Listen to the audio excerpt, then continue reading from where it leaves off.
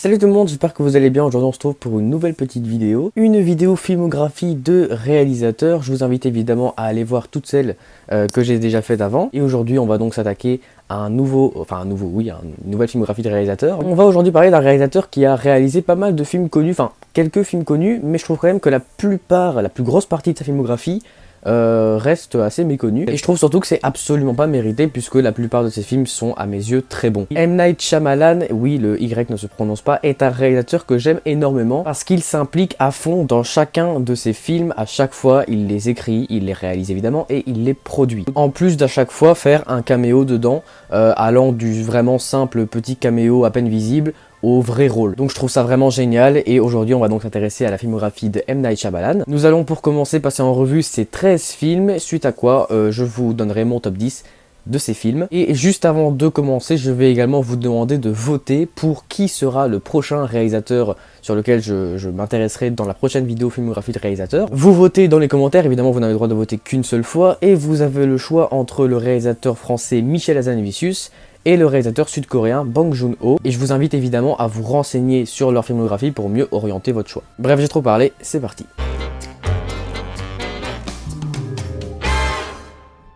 Alors étudiant à l'université de New York et âgé de 22 ans, c'est en 1992 que Manoj Nelliyathu Shyamalan décide de réaliser son premier film, un drame autobiographique nommé Praying with Anger. Ce film raconte l'histoire de Dev Raman, joué par Shyamalan lui-même, un jeune homme d'origine indienne qui, après avoir été élevé aux États-Unis, retourne dans son pays natal. Sauf qu'une fois arrivé sur place, Dev va apprendre des choses sur lui et sur sa famille qui vont fortement l'affecter et le changer. Ce n'est que 3 ans plus tard, en 1995, que M. Night Shyamalan écrit et réalise son deuxième film, mais ce dernier ne sortira qu'en 1998. Éveil à la vie suit l'histoire d'un jeune garçon nommé Joshua Bill, interprété par Joseph Cross, élève d'une école catholique. Lorsque le grand-père de ce dernier meurt, Josh va tout faire pour mener à bien sa nouvelle mission qui est de trouver Dieu. Après 2 premiers films qui s'avéreront être des échecs critiques et commerciaux, le metteur en scène repart de plus belle, c'est le cas de le dire, en 1999 avec le film Sixième Sens, dans lequel un petit garçon âgé de 9 ans du nom de Cole, incarné par Haley Joel Osment, révèle à son psychologue joué par Bruce Willis, et à lui seul, son secret. En effet, Cole est persuadé d'être régulièrement hanté par des fantômes. Son nouvel ami et lui-même vont alors chercher une explication rationnelle. Ce film sera quant à lui un véritable succès, rapportera une somme d'argent 16 fois supérieure à son budget, et sera même nommé aux Oscars dans 6 catégories, dont celle du meilleur film et du meilleur réalisateur. La véritable carrière de Shyamalan peut donc enfin commencer. Seulement 1 an après Sixième Sens, le réalisateur d'origine indienne rappelle l'acteur phare de son précédent film, Bruce Willis, afin de lui proposer une nouvelle collaboration. En 2000 sort alors le film Incassable, qui raconte l'histoire de David Dunn, interprété par Bruce Willis, un gardien de sécurité de Philadelphie qui, pour une raison totalement inconnue, survit sans aucune blessure à un accident de train qui s'avérera mortel pour la totalité des autres passagers. David entre alors en pleine crise d'identité et va donc rentrer en contact avec un certain Elijah Price, joué par Samuel L. Jackson, un homme qui s'avéra être l'exact opposé de David.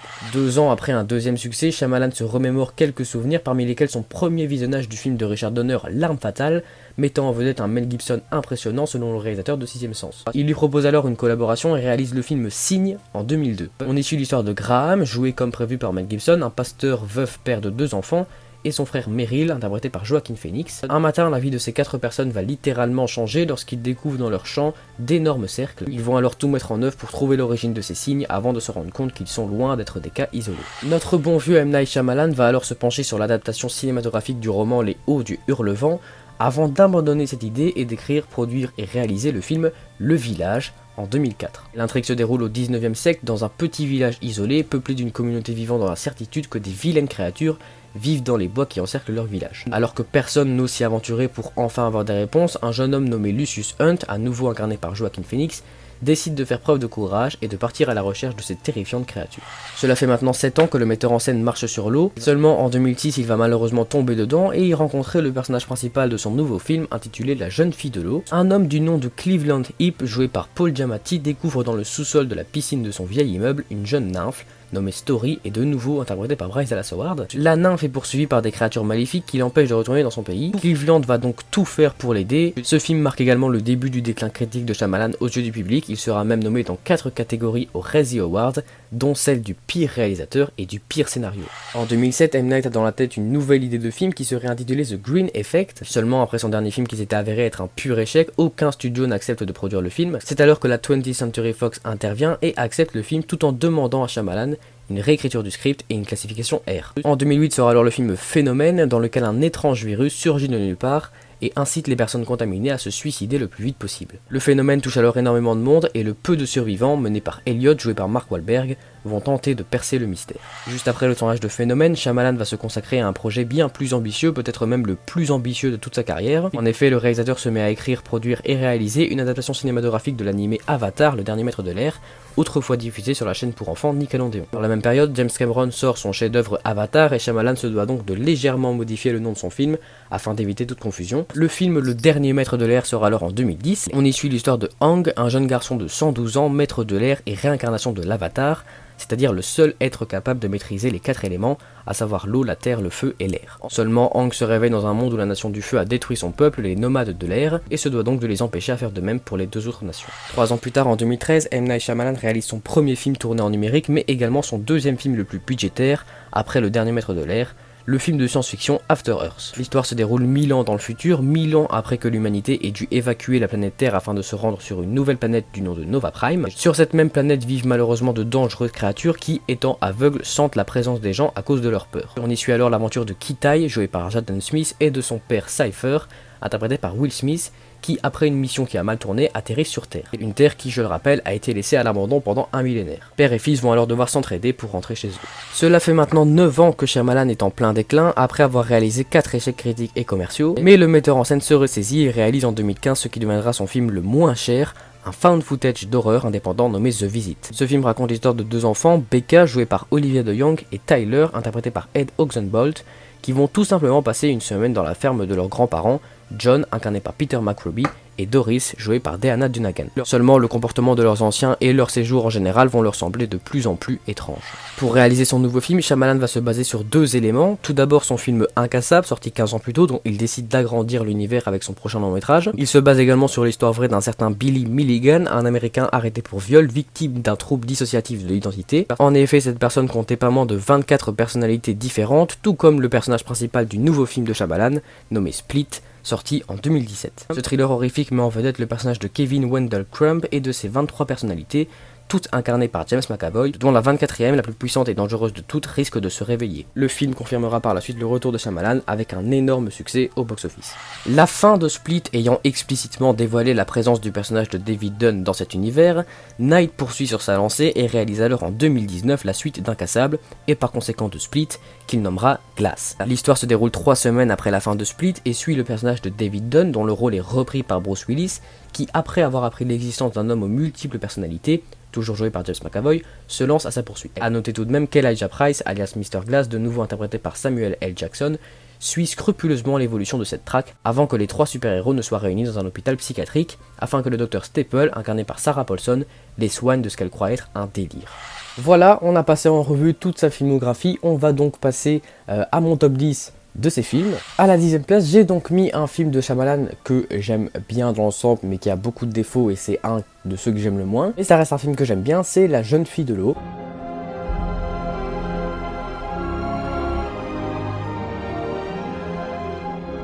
Un film dont les personnages manquent cruellement de charisme. Il n'y a que, on va dire, 2 personnages principaux et aucun n'est vraiment à la hauteur. Même le personnage de Paul Giamatti, franchement, manque clairement d'impact et d'intérêt, d'importance, enfin c'est très chiant. Et la nymphe, jouée par Bryce Dallas Howard, est clairement sous-exploitée à mes yeux. Ce film introduit un monde fantastique, mine de rien, la nymphe vient d'un monde fantastique, d'un monde féerique plus ou moins, et il n'y a pas que la nymphe, il y a 2-3 autres éléments dans le film. Et l'univers est super mal expliqué, ça part en couille, ça part dans tous les sens, on va te parler d'une créature, puis on va te parler d'une autre, puis on va te dire, enfin, c'est galère. Tu vas avoir des notions de chasseur, de gardien, de guérisseur, enfin, incompréhensible. Et ça reste une histoire assez poétique, je trouve assez belle. La relation entre les 2 personnages principaux est intéressante, et la musique du film est vraiment stylée, je trouve. Et c'est très rare que des musiques dans les films de Shyamalan marquent. Et même visuellement, j'ai trouvé le film assez bon. Les 2-3 effets spéciaux, comme j'ai oublié leur nom, les créatures là, c'est très cool. Donc c'est pas un film que je vous conseillerais forcément, sauf si vous êtes fan de Shyamalan et que vous l'avez pas vu. Mais franchement, enfin voilà, ça reste un film très correct, qui n'a rien d'exceptionnel, mais qui est correct. On passe à un autre film que les gens ont encore moins aimé, que les gens ont même détesté. Je ne comprends absolument pas la haine que les gens ont envers ce film, je trouve que ce film est excellent. C'est le film Phénomène.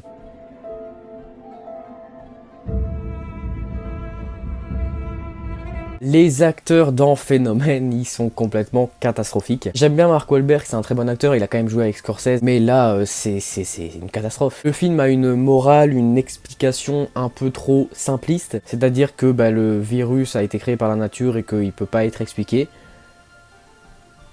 Mais c'est un film que j'ai trouvé terriblement poignant, terriblement marquant, percutant. Le concept de que la nature crée un virus qui nous pousse à nous suicider, enfin, je dis ça vulgairement, hein, c'est plus scientifique que ça, mais c'est juste génial. Et je trouve ça très intéressant que la Fox ait proposé à Shyamalan, et même presque ordonné à Shyamalan de faire un film R-rated, parce que ça marche parfaitement, ça renforce complètement l'horreur du film, le malaise du film, quand tu vois des gens, voilà, il y a des scènes qui sont très trash. Le film n'est pas très long, il dure 1h30, ça se regarde très rapidement, oui, très rapidement, peut-être pas facilement, mais rapidement. C'est assez bien rythmé, la musique du film, elle est incroyable. C'est, je pense, la meilleure musique de tous les films de Shyamalan. Et la fin du film, je vais pas la dire, mais incroyable. Shyamalan a l'habitude de faire des twists, mais là... On passe donc à la 8ème place, avec un film que je pensais plus aimer que ça, que j'ai revu du coup pour cette vidéo, que j'ai un peu moins aimé que la première fois que je l'avais vu, mais ça reste un bon film. C'est Glass. Il y a quand même un truc qui a été, un potentiel du film qui a été gâché. Quand on voit la fin d'Incassable et quand on voit le potentiel du personnage de Kevin, et que tout ça va se rassembler, qu'il va avoir les 3 personnages dans le même film, on s'attendait vraiment à de l'action, à des bastons, à vraiment des évolutions de relations de personnages incroyables. Et au final, non, ils font un peu tous leur vie de leur côté dans l'hôpital et il y a un peu d'action à la fin, mais pas beaucoup. Ce que je trouve dommage aussi, c'est que, Incassable avait mis en vedette le personnage de David, donc de Bruce Willis. Incassable, c'est l'homme incassable, voilà. Split, le personnage de James McAvoy, logique, c'est son film solo. Et pour Glass, ça aurait été logique de mettre en vedette Mr. Glass. Pas du tout. Le personnage le plus important du film, c'est clairement Kevin, et c'est un peu dommage, je trouve, même si, bon, c'est un personnage que j'aime bien, hein. Enfin, un personnage, c'est 24 personnages que j'aime bien, mais... Enfin, c'est con. Pourquoi appeler ton film Glass si Mr. Glass n'est pas si présent que ça et n'est pas si important que ça dans le film? Mais le trio d'acteurs marche terriblement bien, enfin, non, pas le trio, il y a plus que 3 bons acteurs.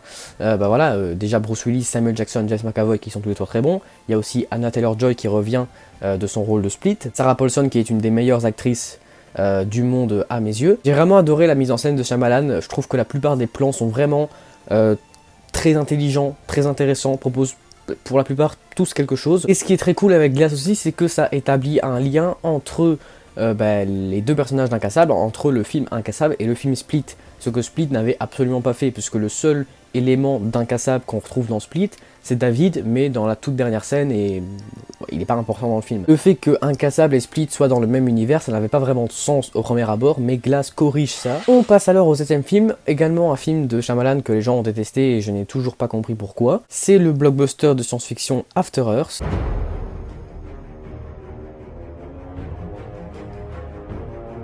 J'ai vraiment trouvé ce film bon, il y a des défauts, par exemple, le potentiel du film n'est pas à 100% exploité. Cypher, par exemple, n'est presque pas... Enfin si, il est présent pendant tout le film, mais il participe pas au film, c'est que Kitai qui participe à l'aventure du film, et c'est un peu dommage. Et c'est vrai que l'évolution de la planète en 1000 ans, ce qui est quand même énorme, est un peu décevante. Je m'attendais vraiment à des animaux qui ont vraiment évolué de ouf, des plantes qui ont évolué vraiment un truc de taré, et au final, bon... Oui, les animaux ont un peu évolué, les plantes aussi, mais en 1000 ans, c'est quand même très minime. Mais dans l'ensemble, c'est un film très efficace, c'est un film très bon, c'est très divertissant, c'est bien rythmé, c'est des personnages attachants, une relation attachante et des développements intéressants. Évidemment, le scénario cache un message écologiste, comme Shyamalan l'avait déjà fait avec Phénomène. Habituellement, j'aime pas trop les films comme ça, un peu politiques, avec des messages écolos, etc. Mais quand c'est bien fait... Qu'est-ce que vous voulez que je dise? Visuellement, le film est très bon, je trouve. C'est un film qui a essentiellement été tourné en numérique. Et désolé, mais c'est très bon. Donc non, franchement, c'est un film que je conseille, évidemment. Parce que j'ai vraiment adoré, j'ai passé un super bon moment devant. Et en plus, il est pas très long, le film il est bien rythmé encore une fois. Donc non, franchement, regardez-le. À la 6ème place, on va parler d'un film qui n'a aucun rapport. C'est ça aussi que j'aime bien avec Shyamalan, c'est qu'il fait vraiment des films très différent, il est capable de faire de l'horreur, de la science-fiction, du fantastique, il est capable de faire tout. Et là c'est vraiment un film qui est extrêmement différent d'After Earth, hein, évidemment, c'est le film Le Village. Ce qui m'a un peu déçu quand j'ai vu Le Village, c'était que les évolutions de relations entre les personnages prenaient beaucoup trop de place dans le scénario. Le Village, c'est quand même pas forcément un film d'horreur, mais c'est quand même un film qui est censé être gênant pour le spectateur. Et bah au final, ouais, mais pas trop. Les scènes avec la fameuse créature, enfin oui, il y en a, mais genre 2 ou 3. Je dis pas que exploiter les relations entre les personnages est une mauvaise chose, mais enfin là c'est vraiment trop quoi. C'est tout le film parle de Lucius et la meuf aveugle, j'ai oublié son nom. Et l'ambiance du film, elle est juste incroyable. Shyamalan fait très souvent ça, des films qui mettent mal à l'aise. Et là, franchement, c'est le parfait exemple. C'est même peut-être le film de Shyamalan avec l'ambiance la mieux respectée. La créature est archi flippante et on la voit jamais clairement. Il y a très peu, même peut-être pas, de mise au point dessus. Il y a...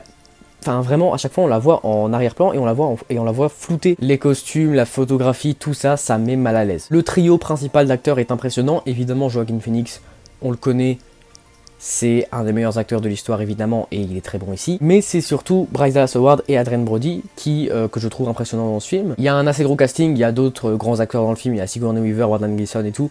Mais voilà, on les voit presque pas. Je vais pas spoiler le film, mais j'ai adoré la fin. Voilà, j'ai adoré ce qui se passe dans la fin. Encore une fois, il y a un twist.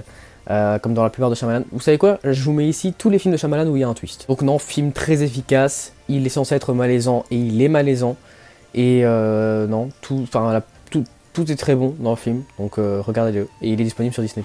À la 5e place, et c'est là que je vais me faire taper dessus, j'ai mis le film le plus populaire de Shyamalan. Le 3e film de Shyamalan, le premier succès de ce réalisateur, et c'est vraiment un film que les gens aiment énormément, c'est Sixième Sens.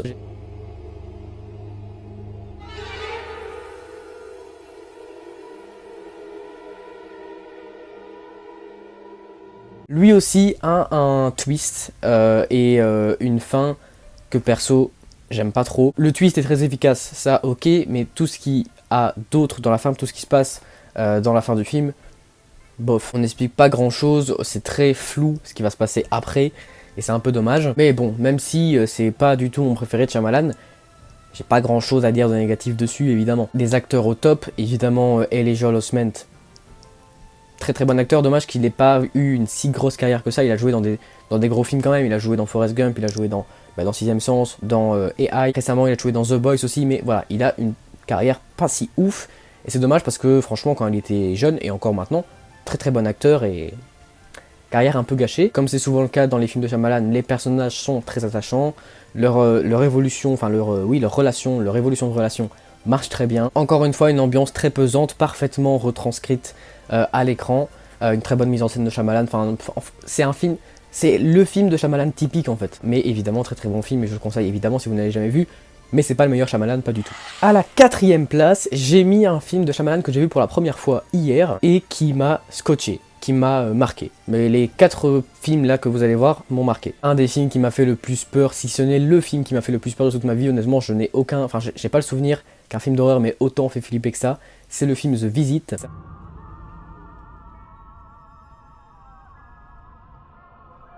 Un film en fan footage qui a coûté 5 millions de dollars, c'est que dalle. Le tournage a duré 27 jours, enfin c'est un film très simple. Les acteurs, on les connaît pas. La mise en scène est très simple forcément parce que c'est du fan footage. Il n'y a aucune musique dans le film, c'est le premier film de Shyamalan où il y a vraiment zéro musique, il n'y a aucune bande originale, il n'y a aucun compositeur, il n'y a rien du tout. Le scénario pas vraiment original, mais c'est très bon. C'est comme si vous preniez des petits ingrédients pas ouf, que vous les mélangiez et que ça vous donne un truc de taré. Les films d'horreur en fan footage, ça marche toujours très bien. Le premier qui a vraiment marché, c'est le projet Blair Witch. Le fan footage, pour ceux qui ne savent pas, c'est une technique de mise en scène en gros qui consiste à ce que le caméraman soit un personnage du film, qui filme avec une caméra à lui. Et ça marche très bien parce qu'on nous donne le point de vue d'un personnage et pas le point de vue du réalisateur. C'est très cool parce que ça renforce le réalisme du film, je suis désolé. Ce qui renforce aussi le réalisme du film, c'est le fait qu'il n'y ait pas de musique. Je connaissais qu'une seule actrice, enfin dans tous les acteurs-actrices du film, je connaissais qu'une seule actrice, c'est Catherine Hahn. Et les 4 autres, les 4 qui sont vraiment au cœur du film sont incroyables. L'actrice qui joue la mamie, elle est dingue. Je suis désolé, elle n'a pas une très grosse filmographie,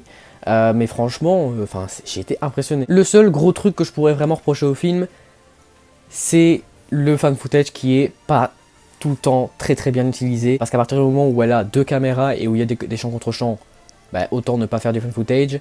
Et à partir du moment où elle se bat avec sa caméra à la main, C'est bon, faut pas nous prendre pour des cons aussi. Il y a des plans, tu te dis mais pourquoi est-ce qu'elle a mis sa caméra là? C'est pas vraiment logique, mais dans l'ensemble, c'est un très bon film, je vous le conseille. C'est très flippant, c'est très bien fait, c'est très simple, mais c'est encore une fois c'est très efficace et enfin bref, je vous le conseille. On entre à la troisième marche du podium avec un des films les plus populaire quand même de Shyamalan. Je m'attendais à rien en voyant ce film, franchement, je m'attendais vraiment à voir un film normal. J'ai été très agréablement surpris, c'est le film Signe. Pour une fois qu'un film qui parle d'une invasion extraterrestre est crédible. On va pas se mentir, à chaque fois qu'un film parle d'une invasion extraterrestre, à chaque fois c'est ce que le film développe, c'est jamais ce qui se passerait dans la vraie vie. Là, on a enfin quelque chose qui est réaliste, c'est-à-dire des gens qui pensent qu'ils vont mourir, qui se cloîtrent chez eux, qui pensent vraiment qu'ils vont vivre les derniers jours de leur vie et qui sont vraiment dans le mal. La plupart des films qui parlent d'invasion extraterrestre privilégient les extraterrestres, les scènes d'action, les scènes où on voit les extraterrestres à un scénario crédible. Et là, pas du tout, Shyamalan fait l'inverse. On voit un alien dans le film, on le voit pas beaucoup d'ailleurs, il y a une scène d'action dans le film, c'est à la fin. Le reste, ça développe les personnages, ça parle vraiment des péripéties en elles-mêmes, donc franchement c'est très cool. Les personnages sont géniaux, les acteurs principaux sont très cool. Une histoire très stressante comme Shyamalan a l'habitude de faire, intrigante, percutante, enfin très très bon film. Sans spoiler encore une fois, la fin, j'ai du mal. C'est une fin que je trouve beaucoup trop simple, beaucoup trop évidente et je sais pas, j'ai pas adhéré et en plus c'est pas, oui c'est cohérent mais c'est... Il y a 2-3 trucs qui sont pas expliqués et ça m'a un peu dérangé. Mais évidemment, regardez ce film si ce n'est pas encore déjà fait. Et voilà. À la deuxième place, un des films les plus populaires de Shyamalan, un de ses plus récents. Son petit thriller horrifique qui marche terriblement bien, c'est-à-dire Split. La seule chose que j'ai vraiment pas aimé dans Split, c'est les acteurs. À part James McAvoy qui évidemment est magistral. C'est vraiment pas évident, je pense, de devoir jouer autant de personnalités dans le même film, autant de personnages en fait dans le même film, et James McAvoy, très très bon acteur, il y parvient à merveille, et les autres franchement, désolé mais sinon. Anya Taylor-Joy, j'aime beaucoup cette actrice d'habitude, mais là, enfin son jeu c'est très... je sais pas, j'ai du mal. Elle a toujours la même gueule dans tout le film, toujours les mêmes expressions, toujours le même jeu, enfin c'est... Ça m'a un peu énervé, mais je trouve que l'histoire sur laquelle Shyamalan s'est basé pour écrire ce scénario, celle de Billy Milligan, c'est génial. Faut pas oublier que ça reste un film d'horreur et l'ambiance du film est encore une fois parfaitement retranscrite à l'écran. Il n'y a pas de screamer, ou en tout cas pas beaucoup, ou presque pas, enfin je m'en souviens plus trop, mais ça m'a pas marqué, donc je pense qu'il n'y en a pas. Donc Shyamalan fait peur grâce à l'ambiance du film, grâce aux personnages, grâce aux tensions, enfin c'est génial et ça marche parfaitement bien. Et ce film est génial, il est disponible sur Netflix, donc n'hésitez pas à le regarder si vous ne l'avez jamais vu, ce qui m'étonnerait un peu. Mais ça ne vaut pas ce qui est pour moi le meilleur film de Shyamalan, un de ses premiers, un de ses plus cultes. Pour moi c'est vraiment son number one. C'est le film Incassable.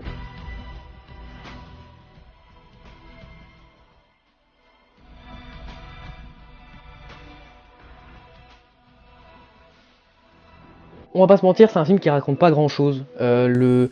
Ça devient intéressant à la fin, quand il y a le twist. Il aura fallu attendre 19 ans pour enfin avoir la suite, ce qui est un peu dommage, mais bon. Bref. Et c'est un film que je trouve efficace. Ça aussi, c'est un des films de Shyamalan par défaut. Là aussi, c'est une ambiance qui lui est propre, qui est parfaitement faite. Enfin, c'est génial. C'est des personnages atypiques et ils ont des histoires qui te marquent et que t'as vraiment envie de connaître leur évolution. Quand tu comprends que le personnage de David Dunn, donc de Bruce Willis, survit à son accident de train et qu'il a absolument aucune égratignure, bah c'est juste génial, tu te dis mais comment c'est possible, et t'as vraiment envie de savoir la suite. C'est captivant, c'est des thématiques intéressantes, c'est un très très bon concept et tout, enfin je kiffe. Comme pour Glass, 19 ans plus tard, le film a une mise en scène très intéressante, elle a l'air basique comme ça, mais je trouve que tous les plans sont vraiment bien faits, et le film passe à une vitesse dingue. Encore une fois, les personnages mémorables, des acteurs au top, je suis désolé, mais bon, Samuel Jackson, c'est un des meilleurs acteurs de l'histoire, je pense que personne ne peut me contredire là-dessus. Presque un chef-d'œuvre, j'adore ce film, il est également disponible sur Disney+, si vous voulez le voir ou revoir, et voilà, c'est le meilleur film de Shyamalan et je veux rien entendre. Donc voilà les gars, c'est déjà la fin de cette vidéo, j'espère qu'elle vous aura plu. Si c'est le cas, n'hésitez pas à mettre sur la chaîne, bref vous connaissez la leçon. On se retrouve vendredi pour un top. D'ici là, je vous dis à très bientôt. Salut!